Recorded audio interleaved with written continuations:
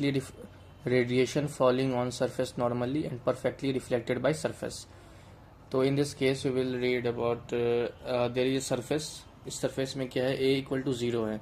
इस surface में a equal to 0 है, माने a है हमारा absorption coefficient, a है absorption coefficient और a equal to 0, मतलब ये total radiation normally इस surface पे strike कर रहा है और सारा का सारा रिफ्लेक्ट हो रहा है, मतलब एब्जॉर्प्शन पावर 0 है. तो a equal to 0, absorption coefficient 0 है और r है रिफ्लेक्शन कोएफिशिएंट जो कि 1 है, मतलब 100% है, मतलब इस पे स्ट्राइक करेगा और ये सारा का सारा रिफ्लेक्ट हो जाएगा रेडिएशन का इंटेंसिटी हमने लेट किया I, एरिया सरफेस का जो एरिया है वो a है.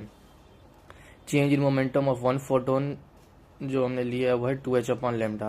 तो change in momentum of one photon equal to 2h upon lambda. Change in momentum of one photon equal to 2h upon lambda. Force जो होता है, फोर्स होता है change in momentum, force equal to change in momentum. तो n into में 2h upon lambda लिखे हैं. अब n जो है ये होता है नंबर ऑफ फोटोन्स पर सेकेंड और n हम पहले निकाल चुके हैं, वो कितना होता है पावर, पावर जो कि होता है इंटेंसिटी इंटू में एरिया, पावर अपॉन में एनर्जी ऑफ वन फोटोन. तो फोर्स इक्वल टू ये n, ये हो गया चेंज इन मोमेंटम. तो n का वैल्यू हमने इसे एक्सपेंड करके लिख दिया है. अब फोर्स अपॉन में एरिया, इस एक को अगर हम नीचे भेज देंगे तो फोर्स अपॉन एरिया बचा और वो कितना हो जाएगा 2I upon C, that is equal to P and P is pressure. तो फोर्स अपॉन एरिया जो होता है, ये हमने पता था फोर्स अपॉन एरिया प्रेशर के इक्वल होता है. तो in this case force upon area equal to pressure and this pressure is equal to 2I upon C. Pressure is equal to 2I upon C.